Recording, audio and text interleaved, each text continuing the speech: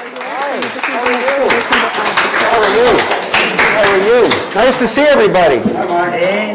How's everybody doing? All right. Me too. Me too. Okay, can I ask you please to stand for the presentation of the colors and the Pledge of Allegiance? Colors are presented today by the Vista High School Air Force Junior All those who served in World War I. And we got to go to the Scottish War Memorial. We got to spend that time there. It was truly remarkable. But I want to thank all the veterans who were here. I was just with a group of veterans before this event, and I can tell you that it has been incredibly rewarding work to get to serve our veterans. And I'll bring up a couple things that we're doing for our veterans in the context of what I'm about to tell you. But the Bipartisan Infrastructure Bill, you all know that it was a bit of a messy process. And I was reminded of the famous quote from Winston Churchill, "Democracy is the worst form of government, except for all the others." So what does it have in this bill, and how is it going to help our district? Well, these are all numbers for what is coming to the state of California. Hopefully by the next time we're all together, I will have the exact numbers of what is actually coming to our district. But $29.5 billion for roads and bridges coming to the state of California. That is a huge investment in our roads and our bridges. $9.45 billion for public transportation as well. $384 million for electric vehicle chargers. Just in California, we're going to build a nationwide network of 500,000 electric vehicle chargers. That is a huge deal. It's going to have significant resources to fight wildfires. And I don't know about you, but SDG&E just sent our house everything you need to do to prevent, in the event of a wildfire, everything you need to protect yourself, because we know that it's no longer wildfire season, it's just wildfires all year round. And so we've got significant resources in this bipartisan bill to prevent and fight wildfires. We've got money to prevent cyber attacks as well. That's been in the news quite a bit. Water. So there's $3.5 billion coming just to the state of California for things like water recycling, for things like desalination. So you all know we have the biggest desal plant in the Western Hemisphere right here in Carlsbad. And we are able to do what a lot of communities in California and throughout the Western United States cannot. We can say, honestly, that we're not going to run out of water as quickly as some of our friends, because we've invested in recycling, we've invested in desal, and we can lead and demonstrate that that is effective, and we're going to do a whole lot more of it. I had a bill, the Desalination Development Act, to get $260 million for desal projects in drought-prone areas using best environmental practices, and I'm really happy that we got $250 million, so basically the whole thing that we wanted, in this bipartisan infrastructure framework. So that's a very big deal. $1.5 billion to improve our airports. And I'm hopeful that we can still get some of that for the new Terminal 1 that they're building at San Diego Airport. $350 million for Army Corps of Engineers project to support efforts like the Ensenada Solana Beach Shoreline Protection Project, the Oceanside Special Shoreline Study. So these are funds that hopefully will go to our existing Army Corps projects, and then on down the road will go to help our rail corridor, which we know parts of our rail corridor running from LA to San Diego is at significant risk. And there's funding in there that can help that. So it is historic, it is broad, roads, bridges, water, also a huge investment in broadband, and it will create jobs. This is a very, very big deal, and we got it done on a bipartisan basis. And never let anybody tell you that Congress can't get anything done, because we proved them wrong last Friday. And I was also really honored. It turned out the role that I played that day was running all around trying to whip votes for the Speaker to get that done. And we got it done. We didn't get a huge majority, but we got it done with 13 Republicans. And it's sad to me. It's sad to me that they're now the subject of criticism, because they wanted to work with us. They wanted to invest in roads and bridges and water and broadband. The road doesn't care if you're a Republican or a Democrat. Bridge doesn't care if you're crossing, if you're a Republican or Democrat. The water you drink doesn't care. So why is this a partisan issue at all? Doesn't make any sense to me. So that's number one. Number two, now that we've got the bipartisan infrastructure bill passed on the president's desk, by the way, I'm going tomorrow morning, or actually Monday morning, taking the red eye to go to the White House to see the signing. That'll be really cool. That'll be really cool. And I hope that some Republicans will be there with me. Because there were 19 Republican senators, there were 13 Republican House members. I hope that we see a lot of them there with us. So, phase two, the next thing we're doing, the Build Back Better Act. And a lot of people say, well, what is it? What's in it? I break it down like this. Childcare, healthcare, climate. Childcare, healthcare, climate. So in terms of childcare, we know that a big reason that a lot of people have not returned to work is the cost of childcare. And what the Build Back Better Act does is it says if you make 2.5 times the median income or less, childcare expenses will not be more than 7% of your income. Period, full stop. And that money will go from the federal government to different agencies that can help administer those funds, and directly to taxpayers as well, to the extent that they can keep their child care expenses below 7% of their income.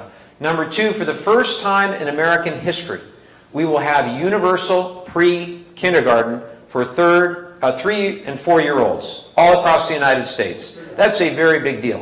And then you can apply for that.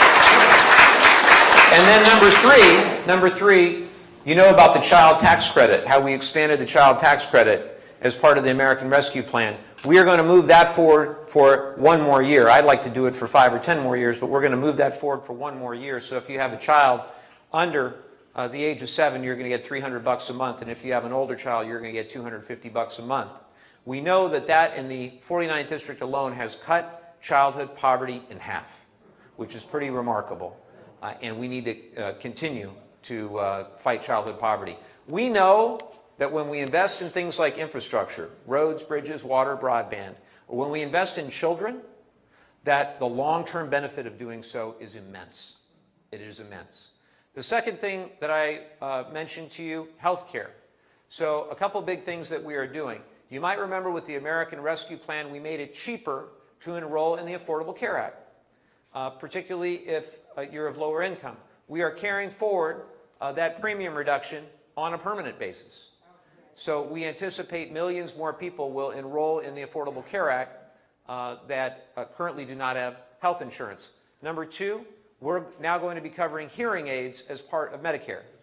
And I would have gone further. I wanted to see dental, I wanted to see vision. We're also, the House version of the bill includes prescription drug negotiation from Medicare, particularly for things like insulin.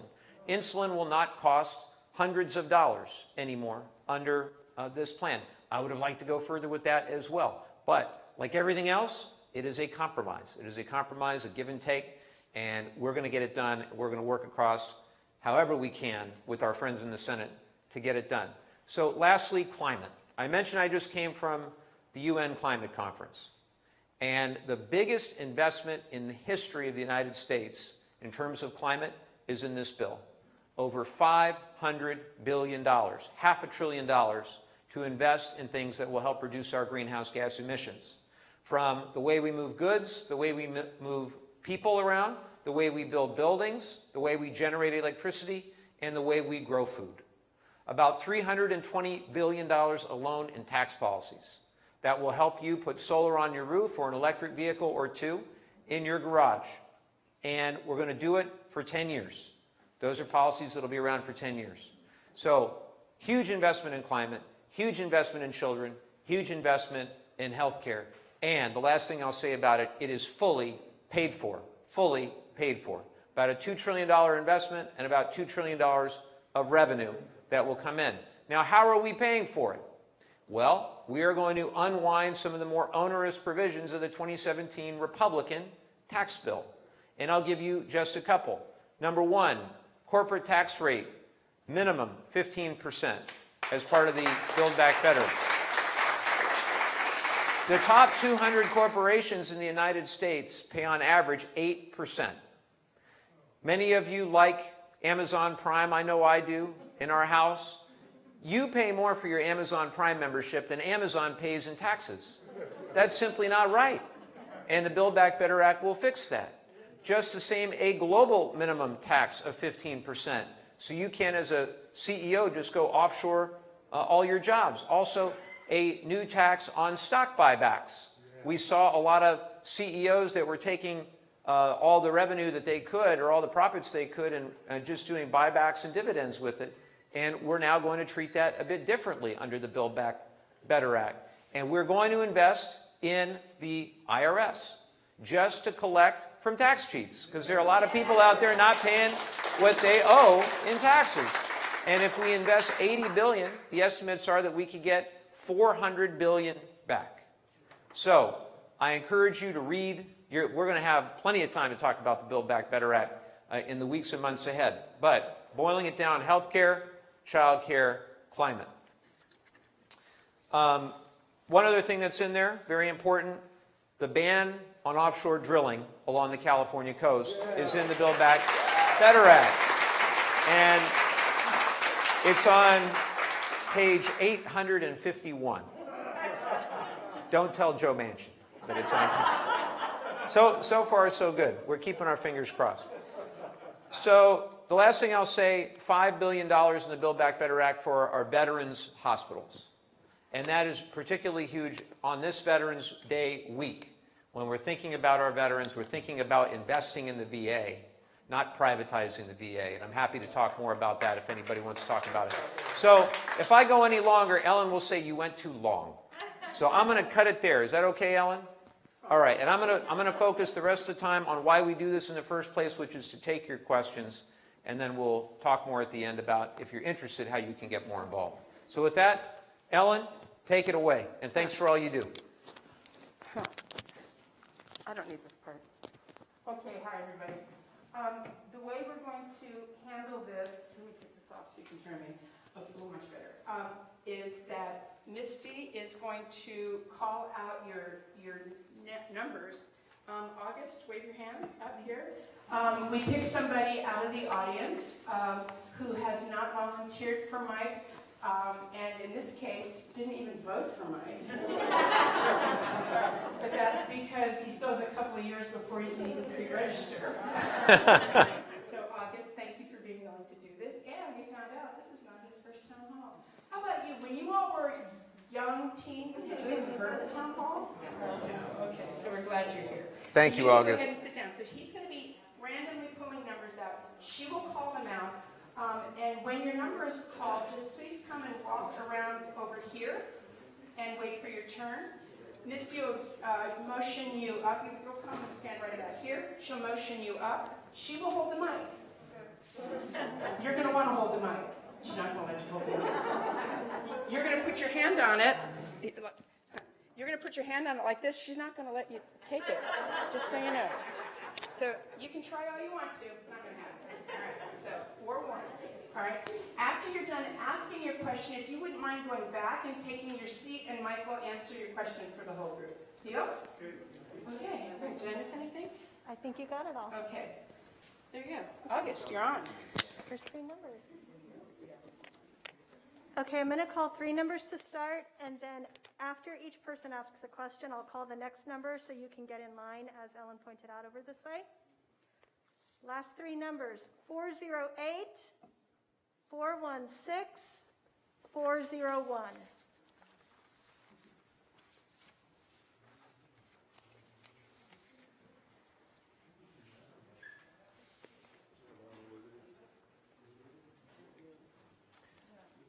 I'll take this brief moment just to thank everybody watching online as well. We live stream these on Facebook and Twitter and so forth. Thanks to Jeremy in the back team for broadcasting this to everybody.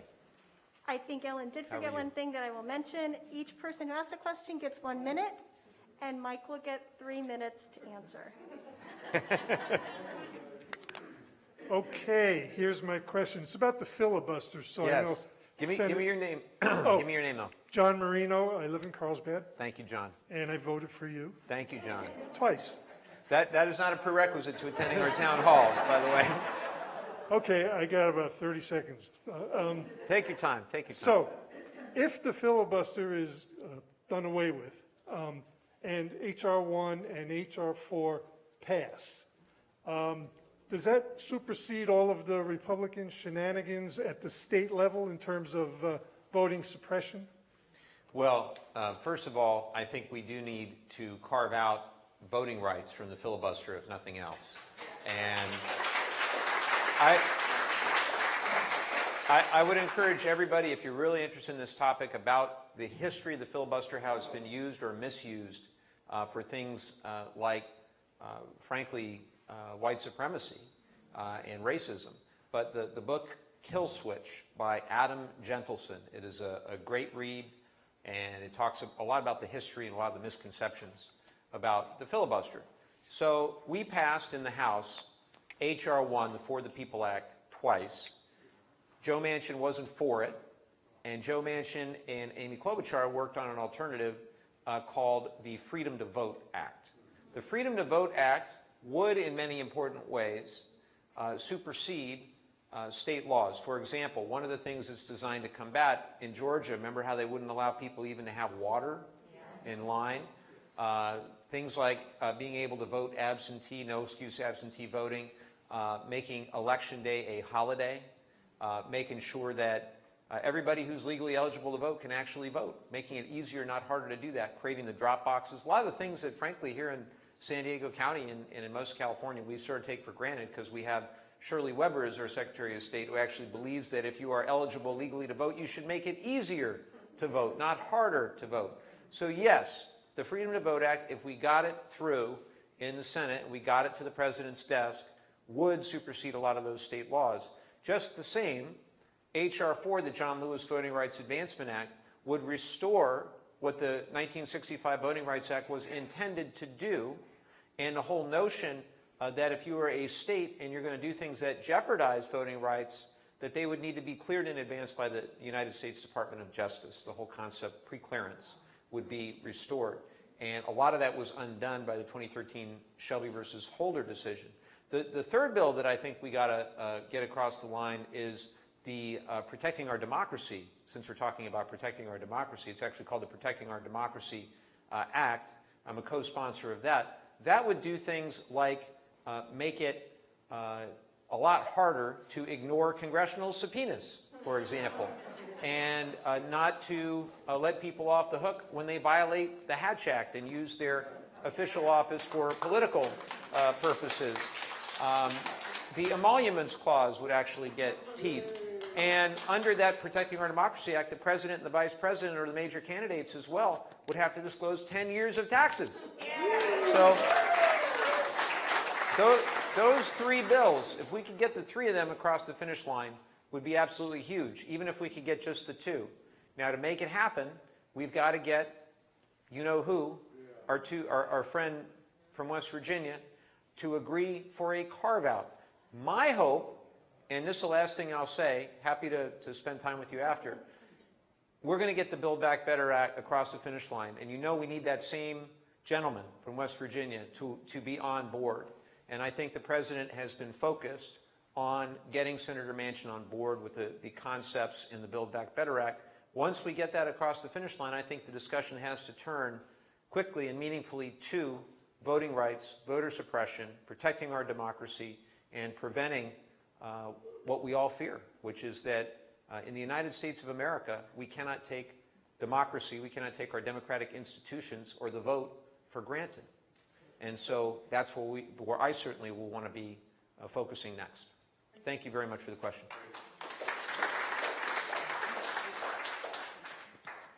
I forgot to say, make sure that you give your first name at least and what city you're from so Mike knows who you are. Next number, 422.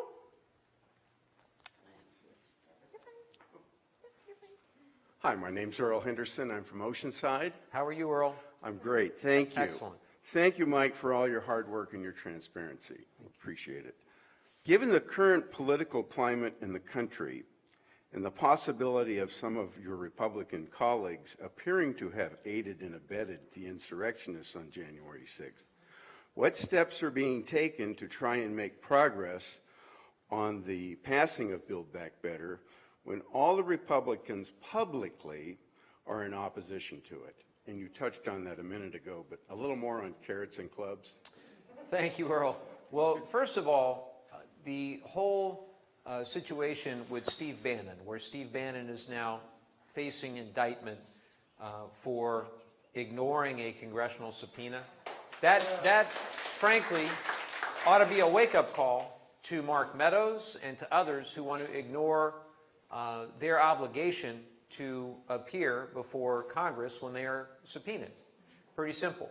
I bring that up because the January 6th committee may decide to inquire or get more information from some of my colleagues in the House. And if, in fact, they were responsible and committed things like criminal seditious conspiracy, that is an actual crime punishable by prison time. I want to know more, obviously. I think the American people want to know more about if they were involved in the actual planning of what happened, the insurrection on our Capitol. Now, moving forward, we absolutely do need to whatever extent possible, work together on issues when we can. Things like the bipartisan infrastructure bill. As I mentioned before, we got 13 House Republicans. I wish we'd have got 30 or 40 or 50. By the way, when we voted to hold Bannon in contempt, there were 9 or 10 Republicans that agreed that we should hold Bannon in contempt of Congress. And so I think it's really important that we don't turn our back on people who want to work with us in good faith. And that certainly includes on the Build Back Better Act. Now, unfortunately, we're not seeing that kind of bipartisan support, even though maybe in its component pieces, you might have some Republicans that would support certain provisions, particularly around child care. I'd like to think around health care as well. Maybe a few on climate. I sit on the Select Committee on the Climate Crisis, and it's sometimes a little bit frustrating because you see my Republican friends and colleagues acknowledge that humans are causing climate change. They want to make sure their communities are resilient. For example, the ranking member, who's actually a pretty good friend of mine from Baton Rouge, Louisiana, his community is going to be underwater. You know, again, climate change doesn't care if you're a Republican community or Democratic community, doesn't care how you vote. Climate change just exists in scientific fact, just like everything else. So we now see a lot more Republicans willing to acknowledge the science, willing to invest in adaptation, but not in mitigation, the actual upfront reduction in greenhouse gas emissions that will prevent the worst from happening later in this century. So it's a work in process, Earl. That's what I would say. But I'm going to keep doing everything I can to try to meet people where they are, work with them when I can, and when we can't, we got to move ahead. And on the Build Back Better Act, that means moving ahead. If that's with the Democratic majorities, even narrow as they are, that's what that means. And that's what we'll do. Thanks for the question. 410. All right, good afternoon. How are you? Now, you got to do the pledge, and That's now right. you get a question. I know, double whammy. Double whammy.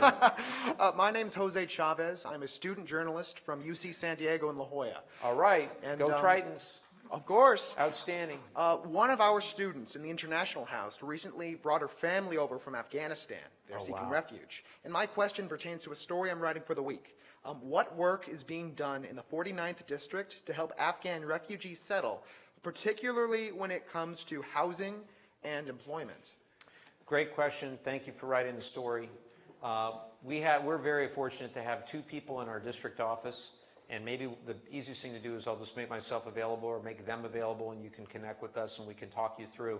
We've had well over 100 families that we've been working with over the course of all of this, and many amazing success stories. I met with one husband and wife where they had a young child, and they were really stuck in a very bad situation, trying so hard to get out, and it was incredibly dangerous. And for everybody that just had a horrible sacrifice, both the American servicemen and women who were there serving honorably, who were unnecessarily in harm's way at HK at the airport, as well as all those who were trying to get out. I think a few things. Number one is we need to absolutely evaluate and study how everything went down, not just the 3 weeks or the 20 days before, but the 20 years before. how we got in such a precarious situation after investing time and so many service members. Number two is we have to treat those families that come now with dignity and respect, and we have to show the best of our community to them, that we're not just tolerant, but we're actually appreciative for the service and the sacrifice that they made alongside our servicemen and women as they fought for a better Afghanistan. And then number three, we have to acknowledge the post 9/11 veterans, whether from Afghanistan and Iraq, and we are going to have a real decision to make. I was talking to a group of veterans, as I mentioned before, this town hall, and we were talking about the VA.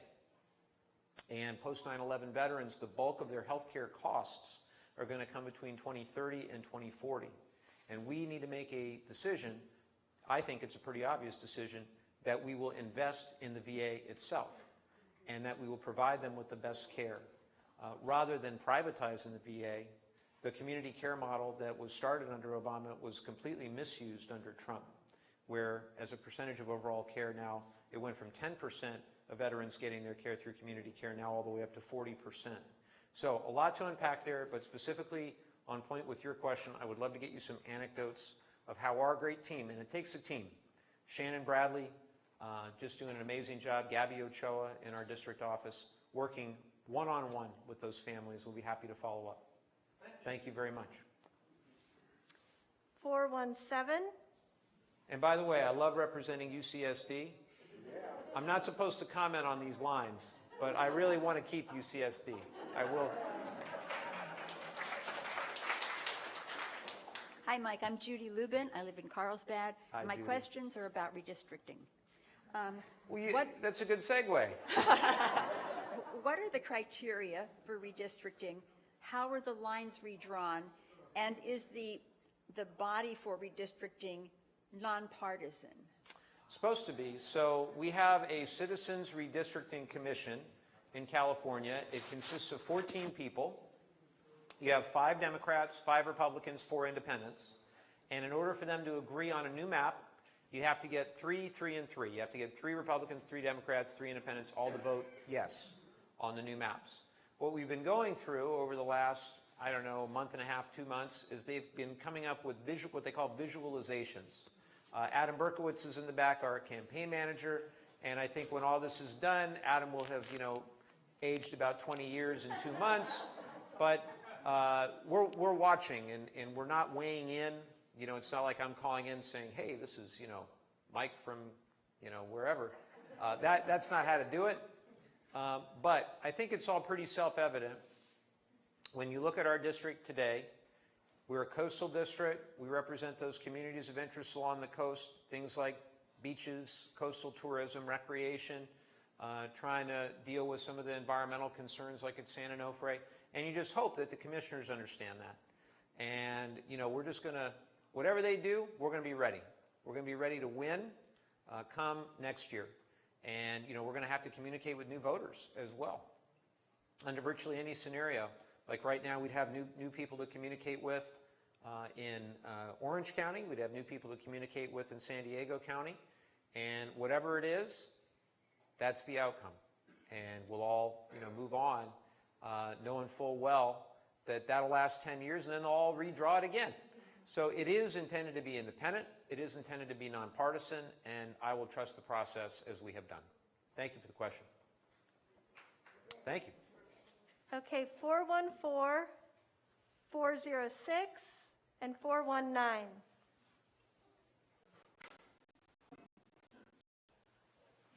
Oh, you're fine. You come on up. You didn't have to go very far. You just get right up, and they come to you. Hi, I'm Karen Pendergast. I have Prison voted Carlsbad. for you both times, and I was Thank so you, excited Karen. to do that. Thank you so much. And I thank you for all you do. Thank you. I'm a former Navy nurse, and I want to thank you what All you're right. doing for the veterans. Fantastic. Real quick, I am just brokenhearted. My heart just breaks how it's not bipartisan interest anymore. It's each party wants their thing. They don't want to do what the citizens need, what the country needs. I am just so upset. Can you just give suggestions as how we can get these congressmen and women to be more interested in a bipartisan viewpoint than into protecting their party's interests? Well, it's a great, great question. It's something that I think about all the time. And I can tell you that it's not as bad as, it's not good, but it's not as bad as you think. And Exhibit A is the bipartisan infrastructure bill that we just passed. Now, I wish it had been a lot more Republicans alongside a lot of Democrats wanting roads and bridges and water and broadband, because these are, as I've said, these are bipartisan objectives. And I think a lot of the stuff in the Build Back Better Act is bipartisan as well.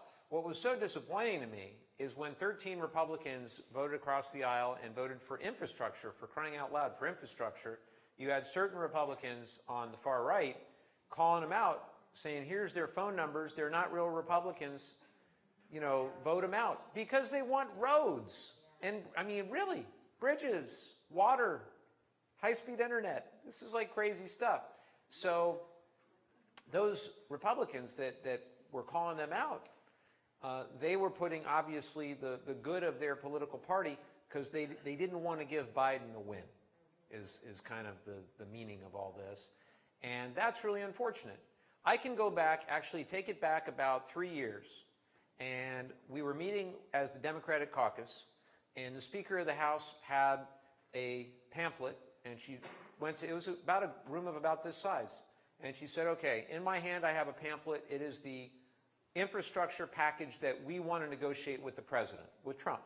And we're going to go down the street to the White House and we're going to negotiate this deal with Trump.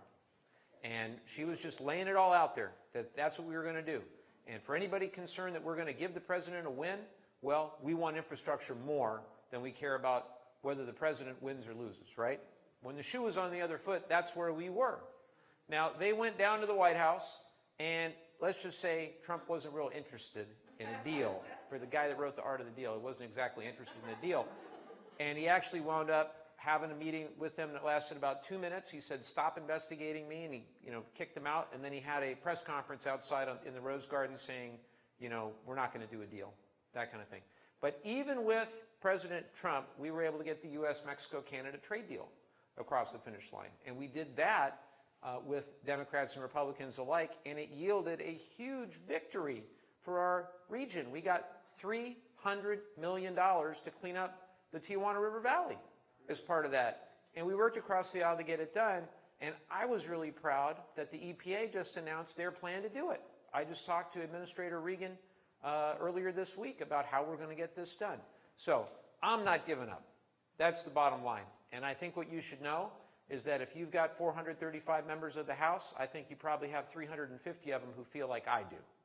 And then you have some on the far sides, on each side, that care more about how many Twitter followers or, whatever they can gin up or stir up in terms of controversy. I don't care if it's on the right or the left. I think there are, 80, 90% of us that just want to get things done for the districts that we serve. And as long as I have the chance to serve as your representative, that's what I'm going to do. Thank you for the question.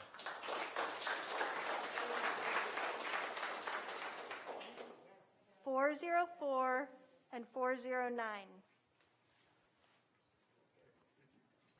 Thanks for waiting. Sure. Yeah, my name is Chris Wheel. I'm from Del Mar. Thank you. I'll read my notes because it's a You got it, Chris. You got it. My own view as to why Democratic politicians around the country are running in races that are much tighter than, in my view at least, they should be, has to do with many voters viewing some positions of Democratic politicians, for example, defunding the police, as unacceptably radical. What is your view on that? I agree with you. I think that, first of all, no Democrats I hang out with want to defund the police. Are there people out there that may want to do that? Well, sure as heck not me. I'm proud of our law enforcement, working with them. Do I think that we need to support with more mental health and other services as well? Absolutely. Absolutely. And so do they. They agree with that too. Now, I'm frustrated we were not able to get the reform measure that Karen Bass was working on with Tim Scott. I'm very disappointed we weren't able to get that across the finish line, but we're going to keep at it. So I'd go back to my answer to the last question. which is you might have, you know, a handful of people on the one side or the other, and then the press. One thing that I have really learned in the last 3 years, the press loves controversy, right? They love to report on this group is in disarray and these people hate these people and everything is falling apart. Boy, do they love that. And it doesn't matter who's in charge. They just want the fight. They love the controversy. And when I get asked to go on national cable news, it's never about, well, I shouldn't say never. My rule is I will go on if it is anything that is directly relevant to our district. But when Trump was president, if they say, can you come on to talk about what Trump just tweeted? Well, no, absolutely not. Unless he tweeted about our district, then maybe fortunately, he never did that I'm aware of. And just the same now, if they want to talk about, you know, some crazy stuff that they want to just have as a, you know, divisive deal so they can get more eyeballs or more clicks, I'm not having it. I'm about what can we do to move the needle on the issues that matter to this district? What can we do to get the nuclear waste off our coast at San Onofre? What can we do to protect our bluffs and our coastline and our beaches? What can we do to protect our rail corridor and to accelerate the transition to more sustainable energy? What can we do about gun violence prevention? I see Moms Demand Action here, and we can't forget about you. And I never will. I guarantee you, we got to get some of our friends in the Senate on board with that as well. It's been incredibly frustrating, but hopefully one of you will get to ask about that. But look, at the end of the day, I would just offer to you what I said before. There are a whole lot more of us than there are of people, you know, on the far right and the far left who are stirring up a lot of trouble and making a lot of the headlines and self-perpetuating, you know, their own social media and so forth, or maybe they want a book deal when they're done. I have no idea. Maybe they want to be a commentator on, you know, Newsmax or something. I have no idea what motivates some of these people other than they're not interested in legislating, and that's a shame because that's why they're being elected. Thank you.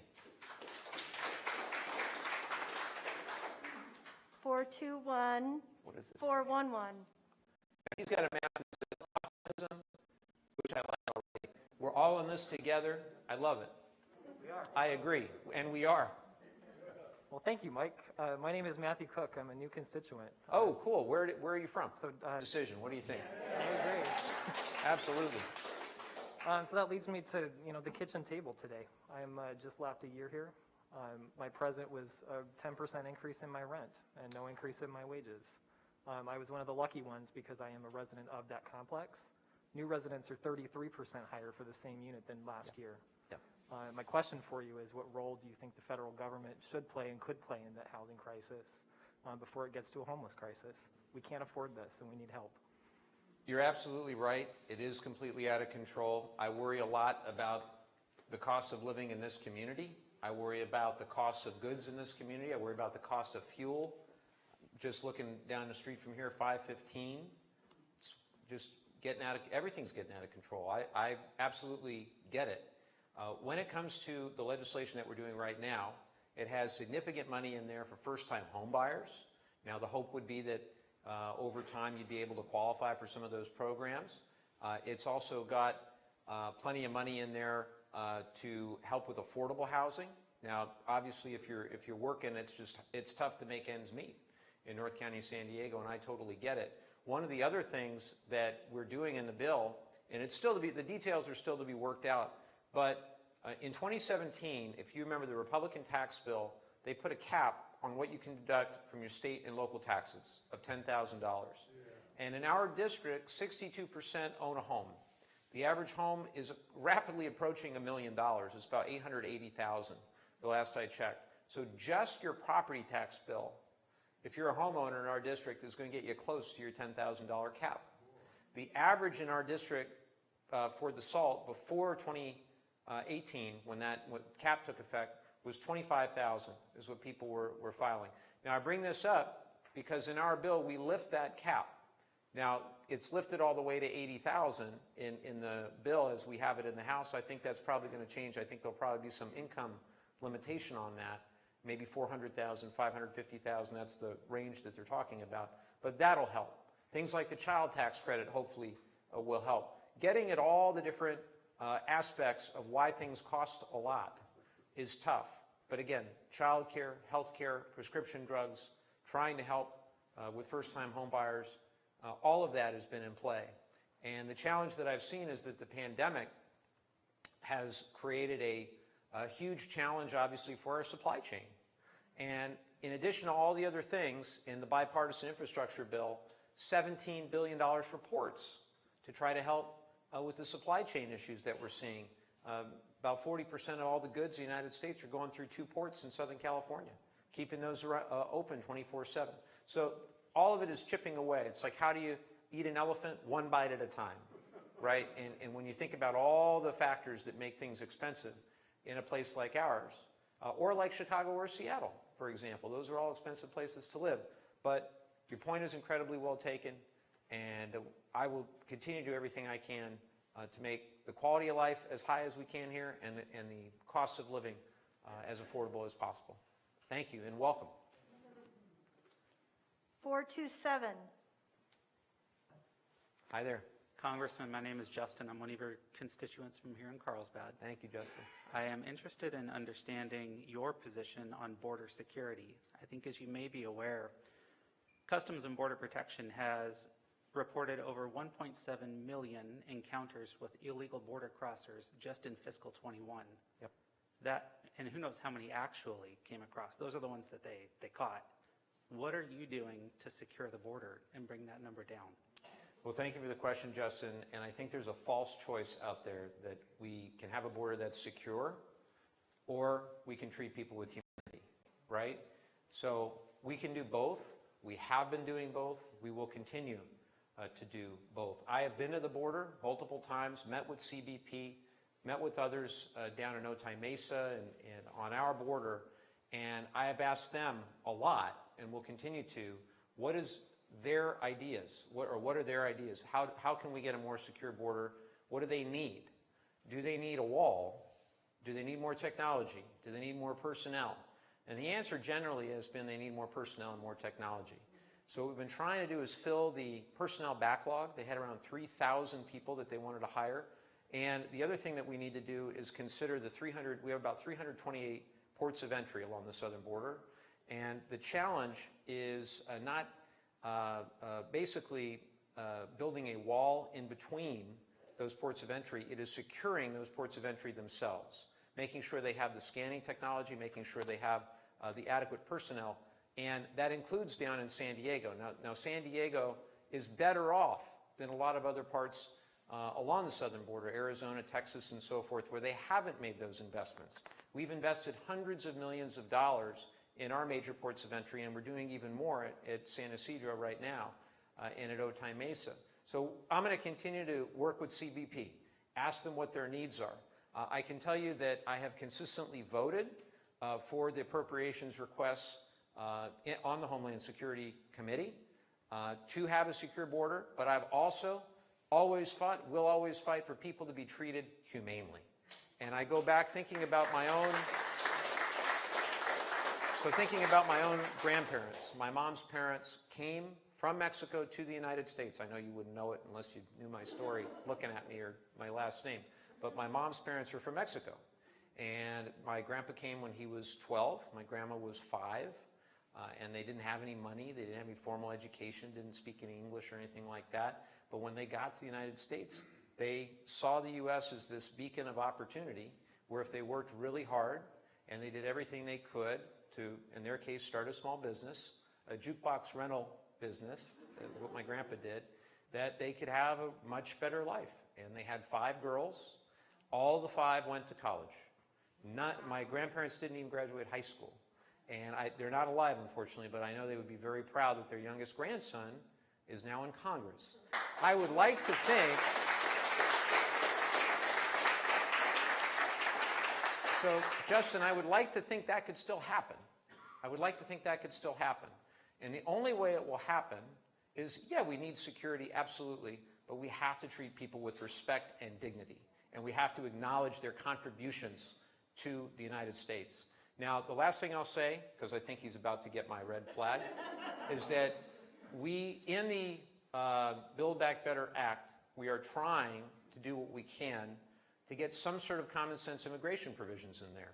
a lot of my Republican friends, a lot of business owners here in our district, they want sensible reform to the immigration laws of this country.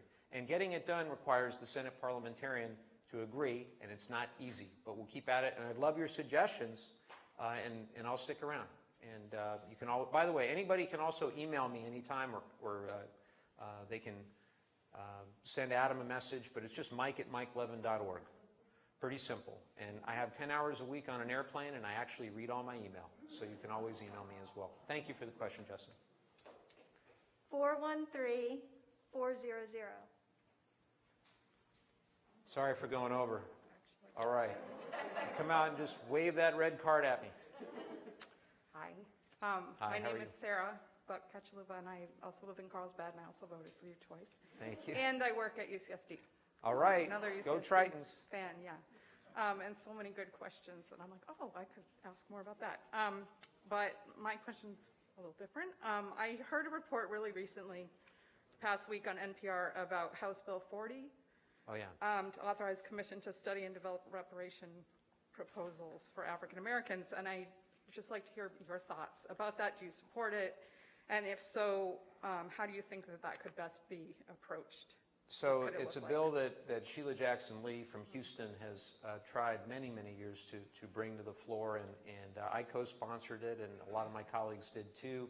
And it's a study, which I think is more than justified. And so my hope is that it comes to the floor. I think we're up around 220, 230 co-sponsors, something like that, and you need 218. So my hope is that it advances and that we move it, and then the Senate will do what the Senate always does, and we'll hopefully get some buy-in on that in the Senate. But the House, I think, would pass it if it came to the floor. 418. See, I made up for it because I didn't go 4 minutes this time. Hi, I'm Susan from Oceanside, and Thank you, Susan. go Mike. Thank you. I just wanted to know, all I hear, well, I guess maybe I am biased a little bit in what I hear, but is all gloom and doom for what's going to happen in the midterms. The Republicans are going to take over. This is history. We can't do anything about it because the Republicans are going to win. And I'm just wondering what plans are in the offing for Democrats to fight and fight hard. Well, I don't know. When I was young, my grandpa used to have the expression, if you think you're beaten, you are. And so first is we got to change that mindset. And there's only, so much that we have control of, but we have control over how we work, how hard we work between now and next November. And I guarantee you that whoever it is on the other side in our district, we're going to outwork them. We did it in 2018. We're going to do it again in 2022. I need your help, though. I need your help. We are in control of our own destiny. We're in control of the campaign that we decide to run. We're in control of how we go out and articulate to people every single day what it is we're doing and why we're doing it and what values we have. And, I'm only one member, but there are, over 200 incumbents, Democratic incumbents, each of whom has to go to their community and make their best case for why they should be reelected or not. And I know we're going to give it everything we have right here. And so long as we all work hard, we have the message, we're able to communicate, and we mobilize. There's a great saying, don't agonize, organize. That's what we'll do. And I know at least a few of you in this room will do that. And when we organize, we win. When we mobilize and we outwork the other side, and we leave no stone unturned, we knock on every door, we make every call, people power the campaign. And I'm really proud of the fact that we don't take any corporate PAC money either. That all the money that we raise for our campaigns, because it's expensive to communicate in a media market like ours, all that we raise comes from individuals and comes from organizations, no corporations. The average contribution is less than $50. And there's power in that as well. Because when you give $5 to somebody, well, you're invested in a way that you otherwise wouldn't be. And maybe you're going to make those calls. Maybe you're going to knock on those doors. And since I'm going down this train of thought, I will tell you that we have a beautiful brand new campaign office in Carlsbad. It's right down the street from here, and we need your help. we're going to need you in there to the extent you can, and anything you want to do, we'll make it easy for you. If you want to make calls, if you want to knock doors, we'll need it all. There's Adam right there. You want to say hello? So Adam ran our campaign in 2018, ran our campaign in 2020, although that was like a virtual Zoom kind of campaign. And he's back for round 3, and we're in it to win, and we're going to no stone.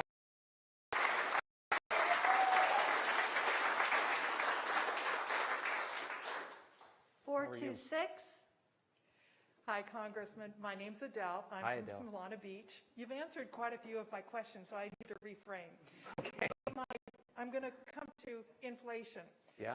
There's this huge, beautiful literature about fascism, how fascism works, a strong man, all kinds of things. And one of the main themes of all these books is that one of the basic tenets of fascism is put your message out there, repeat it, repeat it, repeat it, repeat it until you're purple in the face.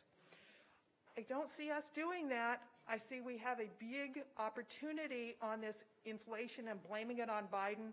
I'd like to know what it's going to take for our party to get on fire and hammer, hammer, hammer. I'm on fire. I mean it. She laughed at me. I said, I'm on fire. She kind of laughed at me. No, I mean it. So, look, I think that we've got to just stick to a clear and simple message, which I think is pretty obvious. We are at an inflection point right now. Our democracy is, our economy is. We have to decide whether we want an economy where only the people at the very top benefit, or whether we want to grow our economy from the middle out. I think we want to benefit the working men and women of this country. We want to make their lives better. We want to make sure that their children have educational opportunities in schools that are safe and healthy. My wife and I have 2 young kids in our local public schools. We care very deeply about their future. We care about the planet that they're going to inherit. We want to make sure that their schools are safe from gun violence. These are not controversial things. We just have to communicate again and again and again. Repetition. And that's what we'll do. And hopefully that's what my colleagues in the House will do and everybody running for office will do. But at the end of the day, we know that whatever the media narrative is out there, we can't entirely control, but we can control what we do. We can control what we do in this district, in the way we communicate with voters. That's how we've been doing it for 4 years, 5 years. That's how we'll keep doing it. So, again, infrastructure, roads, bridges, water, broadband, build back better, healthcare, childcare, climate. Jobs, jobs, jobs. Pretty simple, right? I think so. And we just got to keep at it. Now, inflation is a real concern. I'm very concerned about supply chain issues. I'm always concerned about Fed policy. I want to make sure we're getting it right. And I know the president's committed to that as well.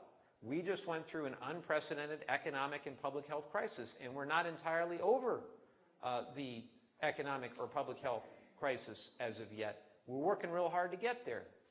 And until we're over it, I think we're going to have a bumpy ride. It's just how it is. But I also believe that we're putting in place policies that will help long-term, help grow our economy, as I mentioned, from the middle out rather than from the top down. We just got to keep at it. That's what we'll do. Thank you. 402. Hello, I'm Clay from Carlsbad. Hi, Clay. How are you? I'm doing well. You've touched on it a little bit, but I wish you could expand a little bit more about like gun violence. Always shows up in the news, but it's always kind of there. But with all the Build Back Better and all this other stuff that's in the news that's going on, it doesn't, I don't feel, get as much press coverage as it probably should. What's moving through Congress? What can move through Congress? What would you like to see move through Congress in regards to gun violence? Thank you. So I am really frustrated, Clay, at the Senate. Because if it were up to the House of Representatives and the President, we would have already gotten H.R. 8, the gun background check bill, signed into law. We can't seem to get any Republican senators who are willing to buck the influence of the NRA. And just the same when it comes to the Charleston loophole, trying to make sure that the IRS background check process or FBI background process rather, is dramatically cleaned up, and our efforts around assault weapons. All those things are hung in the House, where we're voting on them in the House, we're passing them in the House, we send them to the Senate, and then the Senate does nothing. And in the case of the assault weapons ban, I think we still only have about 200 or 210 co-sponsors. I know the Speaker wants to get it across 218 before moving that bill in the House. That's a bill authored by David Cicilline of Rhode Island. So that's the bad news, is that we've got a pretty stubborn Senate. But the good news is that we've got momentum, unlike I think ever before on our side. And I'm not just talking about the last few months, I'm talking about the last few years. When you think about 2018, and when you think of the impact of Moms Demand Action, and Every Town for Gun Safety, and the Giffords campaign, and all of the other activists across the country, young activists, different organizations, unprecedented. And they elected about 60 gun sense candidates to the Congress. That is huge. And it's the first step. It's the first step. And then we elected a gun sense president in President Biden, who actually wants to advance policies that will make us safer. Now, I worry about the Supreme Court, and I worry about the Senate, and I worry about the impact and the influence of the National Rifle Association. We will not stop fighting until the job is done and until we get common sense gun violence prevention across the finish line. I can tell you it'd be nice to have a few more senators for many reasons. Just to unpack this a little bit, you all realize that if we had one or two more Democratic senators, that you would not be hearing about Joe Manchin and Kyrsten Sinema every day, right?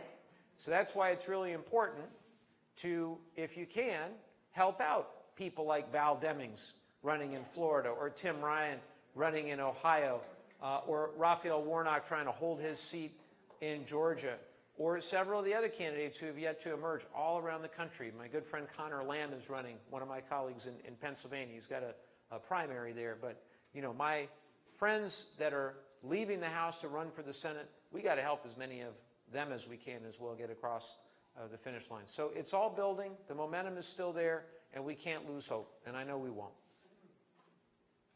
420. Yeah. My name is Pete Carlsbad. Thank you. NRA member. Yes, sir. And I want you to know that as much as I disagree with you, I respect your opinion. Thank you, Pete. One question I do have is a little bit more on what was already talked about, was border security. Yes, sir. Have you talked to the line guys that are on the line, on the border lines? Yes, sir. You've talked to them. Yes. And they're not concerned about the crisis and the amount of drugs that's coming across. Ports of entry only catch a percentage of the drugs. The open border in itself crosses a lot of drugs, a lot of criminal activity. So what do you, and besides that, there's a lot of equipment that was built for this wall that is laying on the ground, wasting away. Money spent, nothing's being done. Why don't we utilize the products that are there, whether you agree with the wall or not? Finish the wall. The material's there. Let's get it done. So first of all, Pete, thank you for being here, and thank you for asking a question. And just so you know, yes, I have had those conversations with CBP and folks on the front line multiple times. And I asked them, I always try to keep an open mind. Go ahead, I'm sorry. So Pete, I always try to keep an open mind with them and ask them, what is it that you need? What is it that you need? Because you are right about the fact that we're not getting nearly the percentage of the drugs as we should be. That's been the case now for a long, long time, and we're seeing fentanyl now coming in from Mexico, where it's deadly. It's deadly. A tiny amount of fentanyl is more deadly than any other drug that we've had across the border. And what they tell me is they need people and they need technology. That's what they've told me. You can disagree with me. Maybe you should come with me next time. And I asked them, what do you need? And we try to fund what they need. So we've gotten them more money for personnel. We've gotten them more money for technology, and they're in the process. And San Ysidro, Otay Mesa down in our neck of the woods to doing what they think they need to get done. And be happy to have a follow-up discussion with you with our staff who directly deals with them and addresses these issues. I sincerely would love to further that conversation to get your perspective. When it comes to materials for the wall that are unused, I don't know about that. I've seen the wall that's there, that's been built, that is standing there, and I asked the men and women who serve down there if that's been effective, and the overwhelming response, just being honest with you, is no, that's not what they need. They need personnel, and they need scanners, and they need technology. I'm just being honest. That's what I've been told. Thanks, Pete.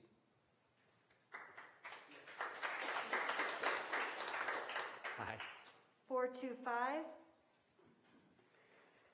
My name is Leslie Gomez. I live here in Carlsbad. I also own a rental property in Solana Beach. All right. I'm in the process of electrification of the rental property. I will be eligible to receive federal rebates for heat pump water heaters that I've installed this year. However, I won't be eligible for the 26% tax credit from the solar installation because it is a rental and considered income property. At the end of the year, my only tax liability is to Social Security. Something should be addressed to allow tax credits to be applied towards future decarbonization of our homes and properties. Great. So my hope, and what I'd like to do is follow up with you after. Adam, if we could follow up with her and get her in touch with the district office, because I think that the Build Back Better Act will address this. And we have to make sure. But in the Build Back Better Act, we have $320 billion to overhaul clean energy tax policy. And I think, I don't want to, promise that things that are not in the bill, but I'd love to sit down and understand whether or not this will help. And if so, then come passage of the Build Back Better Act being signed into law, that it'll probably dramatically help the economics of the project you're describing. Fair enough? All right. Good. 407. You can touch it, but you don't get it. Misty's tough, man. My name is Mike Cardaviano. I was retired, but now I'm a small business owner. I live in Carlsbad. Most of my questions have already been addressed and answered in a great way. However, I'm going to go for one on the fly. I think it's covered under the Build Back Better plan, but what programs are going to be offered to people to get educations that are not college educations, but are focused on how we can make things in the United States? Amen. Bring it back, bring it here, give people really great jobs, let them live a good life, let them raise a great family in places like Carlsbad and Oceanside. Amen, Mike. No, and totally agree. And in the Build Back Better Act, $40 billion for workforce development, and a lot of things like apprenticeships, vocational training. It's all in there. It's like that old pasta sauce ad. It's in there, right? You remember that? It's in there. So $40 billion for workforce development. And what kind of small business do you have? I make models for museums and oh, how cool. Trial attorneys. Very. I don't know what kind of models we're talking about, Mike. No. Thank you very much. And yes, I couldn't agree more that, look, we've got a huge gap in how we're preparing for the jobs and economy of the future. And I want to make sure, remember the old Wayne Gretzky quote, let's skate to where the puck is going, not to where the puck is. And we want to position our region, our district, and our workforce for the jobs of the future. That's why I'm so excited about all these clean energy provisions. That's why I'm so excited about all these great jobs that are going to come as part of the bipartisan infrastructure bill. We're talking about, in our district, building the roads and bridges and broadband network of tomorrow. So couldn't agree with you more. College, obviously we care about that too. That's why we're increasing the amount of Pell Grants as part of the Build Back Better Act. I would have liked the community college provisions, which unfortunately, again, our buddy from West Virginia may not have liked. But we'll keep at it. The other thing I want you all to know, a lot of people were disappointed by what's not in Build Back Better. And two things on that. I think we have to focus on, let's not let the perfect be the enemy of the very, very good and the bold and transformational, number one. And number two, it's not like this is the last bill we're ever going to do. I think there's a lot of reason to believe that we can get more done in 2022.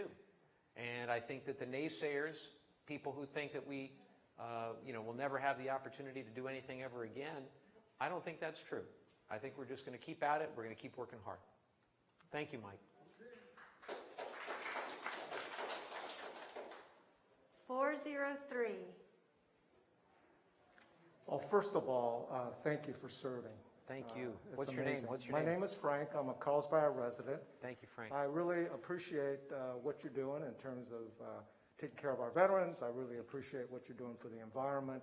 Thank you. And I'm telling you, I represent a lot of my neighbors in North County, residents that live near Palomar Airport. Yeah. And we have a situation here where this airport has 0 mandatory quiet hours, has no restricted flight paths. There are those that want to make it a John Wayne, but that's a topic for another day. So my question or my request, oh, by the way, I just want to tell you, I'm a 40-year Republican. I'm currently an MPP and I voted for you. Thank you. I'm really proud of you serving for me. Thank you. Thank you. So the question is, how can you advocate, how can you push the FAA to implement mandatory quiet hours at Palomar and restricted flight paths? Because the planes are, the current operation is out of control and there's a lot of residents, a lot of voters that are impacted within 10, 12-mile radius of the existing airport. It's a great question, and I know that Shannon in our district office has been working with at least some members of the community on this, but what I'd love to do is circle back with you and figure out how we can elevate, amplify the issue. If there are areas that have federal jurisdiction, obviously if we can get the FAA to engage in a way that they haven't, I would love to work with the community and do that. I always say to everybody, my output will only be as good as my input. And so getting input from you and from others that are impacted by what's going on at Palomar will be extremely helpful, and let's just keep working on it. See, the staff doesn't know that they're going to be more busy after the town hall than before the town hall. But for me, that's what makes a great town hall, right? Is that we're trying to respond to people. Thank you. 424. Good afternoon. My name is Danny. I also go to UC San Diego with my friend Jose over there. Excellent. So, earlier you touched on school security in our local communities, and I was thinking back to some case studies we studied earlier in a sociology course I'm taking right now, in which it studied the effects of increased police presence, increased cameras, blast gates, things like that present on school campuses. And the outcomes of the studies were that it was linking elementary, middle school, and high schools almost to scale down maximum security prisons. So I was kind of curious on your thoughts as to ways to keep school safety or to promote school safety while also respecting kind of the thoughts, as there's been like a lot of community backlash towards the presence of like SROs on campus and just increased guns on campuses when the goal is to like prevent gun violence on our school campuses. So I was more curious as to your thoughts as to ways to promote school security while not risking the comfort of students, if that's the way to put it, I guess. Well, I think about this a lot, again, because I have 2 young kids and I drop them off at school often when I'm home. And I remember a few years back I dropped them off, I think they were in 1st or 2nd grade at the time, and there was literally, I went back to the car, I turned on the radio, and there was a school shooting elsewhere that morning. And you like to think, well, it could never happen here, but we know that we've had incidents of gun violence in San Diego County, and that nowhere is immune from this. I worry that it's a culture of gun violence, and there are certain steps that we want to take, things like background checks, things like getting weapons of war off our streets and out of our community, things like making sure that it's harder to go and purchase a gun than to go down to Walgreens and get some Sudafed for a cold. Those aren't things that I feel like are unreasonable, and Pete, I don't know, you tell me, but a lot of gun owners I know don't think that's crazy. I'm not, telling you can't have a firearm. I'm just saying get a background check, pass a background check, simple stuff. And, my fault is not with any member, just to be very clear, of the NRA or of any organization. It's with the way that organization tries to wield its political influence in a way that's very corrosive and I don't think represents the owners of guns as much as the corporations that make them. And that leads to some very corrosive policies. So I think specifically for a campus like yours, security is always going to be a concern. I think they do a very good job on balance at UCSD specifically. But I worry about it on my kids' elementary school campus. I worry about it on every school campus because as a parent, we want safe and healthy environments for our children to grow. And when you think about, like when I was a kid, you had the drill for the earthquakes, right? And now it's the drill for the earthquakes and the drill for the shooting. This is a new normal that we cannot accept. And I think ending that culture is where it needs to go. And taking the steps from here to there, I hope we can get there. But there's no one thing that we can do that will eliminate it altogether. We can talk also about the role that the media plays. Since Jose's involved in the school paper. You said you're writing for the Week? The flagship newspaper. Amazing. Fantastic. Okay, I wrote for my school paper too. Maybe you'll be in Congress before you know it. Just please don't run against me. All right. But, I think that social media and the way that social media has empowered sort of a very dark, set of circumstances, that is something that has to be addressed too. And allowing that culture of violence to preeminate in social media is something we're trying to address through some of the reforms that are being discussed around Section 230 of the Communications Act. So, a lot to unpack there. Appreciate the question. Hi, my name's Pat. How are you? I'm very fine. Excellent. I've had the privilege of supporting you financially since you started to run. Thank and you. You're the only person Bless I you. haven't pulled. Thank you. But that's my question. What are the Democrats thinking when they ask for money and it's all about Trump? Yeah. I mean, that doesn't make sense because you've said so many good things here tonight. Why don't Mark Kelly is the only person that I can't speak for everybody else. I am only one member, but I can tell you that you got to run affirmatively on the things that you are doing. Not just against what the last administration did or did not do. Now, to the extent that there's corruption and malfeasance and things that did happen in the last administration, I think all that is important to point out. We need to try to avoid repeating the mistakes that led to a January 6th, as an example. But in terms of an appeal for support, I think it's got to come from the things that we hope to achieve for the community and have achieved for the community. So I thank you very much for your support. And, on the other side, unfortunately, there are a lot of corporate PACs that give to far too many politicians. There are only like 50 or 60 of us in the Congress that don't take their money. And so when you take their money, you then wonder, well, why can't we get anything done on climate? Why can't we lower the cost of prescription drugs? Why can't we do anything about gun violence prevention? Well, if you got the oil companies in one pocket and the drug companies in the other pocket, well, what do you think's going to happen? What do you think's going to happen? So campaign finance reform is really, really important. And you should ask every elected representative if they take corporate money. You have the right to ask them that and see what they say. Some of my friends on my side of the aisle will not like that. Mike? You go ahead. I'm part of something called the End Corruption Caucus, and I work very closely with End Citizens United to try to get all this dark money out of our system.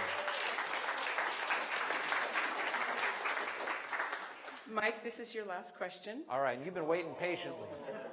I'll stay if she'll, we'll do it. When's the next one? December what? December 4th. December 4th. I'm sorry, no, I hope not. no, That's no, my no, wife's no, stop birthday. that. I'll be in big trouble if it's December 4th. I know, it's not December 4th. December because 11th. That's the, December 4th is the Encinitas Parade, which you will be in. Oh, well, I hope they sing happy birthday to my wife, because, she'll be mad. We'll figure it out. We'll have to talk to We'll Francine figure it about out. that. We'll will figure it out. now. We'll figure it out. No, it is December 11th. December up 11th in Oceanside, I think, right? Yes, and we're going to have an optional toy drive for the kids up on Pendleton. Great. Because the Great. Oceanside is at the Veterans Association of North County. Anyway, that's not what I was going to say. Before I turn the mic over, because after the last question, y'all aren't going to listen to me. So first of all, I want to say thanks for coming. Also, you have a card that was sitting on your chair. Please fill it out.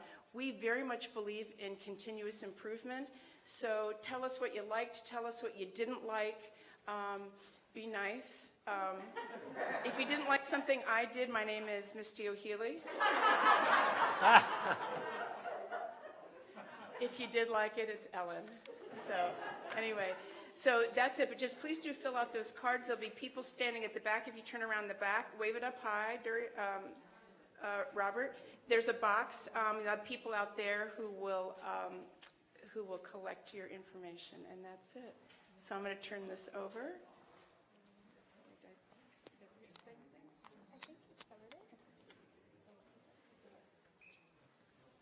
Hi, my name's Alistair. I live right here in Carlsbad. Great. Right. So I know recently we all turned the clocks back an hour, and it got me to looking into the history of that. And I actually found out in Congress right now there's a bill, H.R. 69, the Sunshine Protection Act, which in the U.S. would make it daylight savings time year-round. Yep. Across the whole country.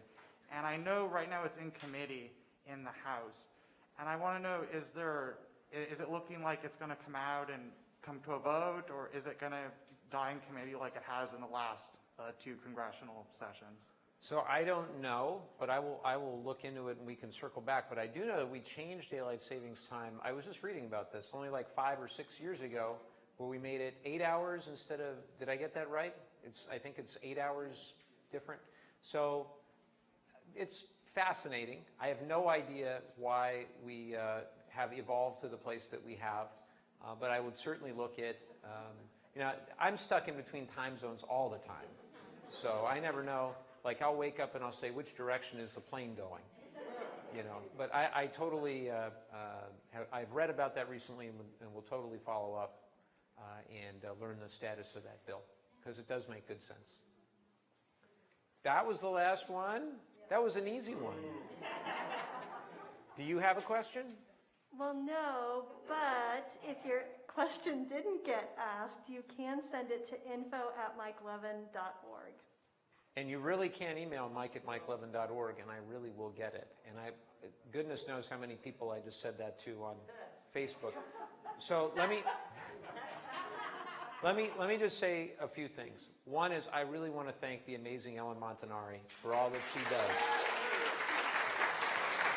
And to work on these town halls, because it takes a great deal of work. And I'm super grateful also to our volunteers. We would be really excited and honored if you would consider volunteering. Even if you've never volunteered for anything before, or certainly any political campaign before, we'll make it easy and painless for you to do so.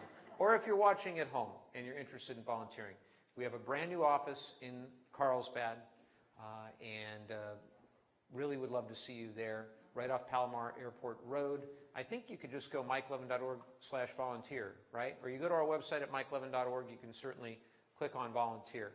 As I mentioned, if you are at all able to donate, $5, $50, we take more than $50, goes all the way up to $2,900, but every dollar helps with that as well. We've had over 250,000 donations to the campaign. Pretty incredible. And the third thing, and if you want to donate, you just go on the website and you can donate. The third thing is house parties. So in the 2018 campaign, we had 197 house parties. Pretty incredible, going all around the district. groups as small or big as the neighborhood would bring together. And then in 2020, I think we had around 40 or so house parties, and then COVID, boom, and then we stopped them. So we've started those back up again. I love doing them.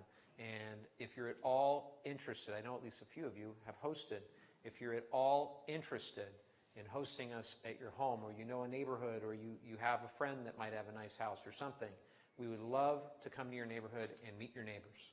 And just let us know. You can let Francine Busby, everybody. How you doing, Francine? Francine is our former chair of the San Diego County Democratic Party. And my service in Congress would not be possible had she not created that foundation for Democrats to even run in North County, San Diego. So very grateful. Please see Francine if you're interested in the house party. And with that, wish us luck going back Monday to the White House for the infrastructure signing. Very excited about that. And come see us at the next one of these, or tell your friends, for December 11th in Oceanside. Thanks so much, everybody. Take care. Thank you.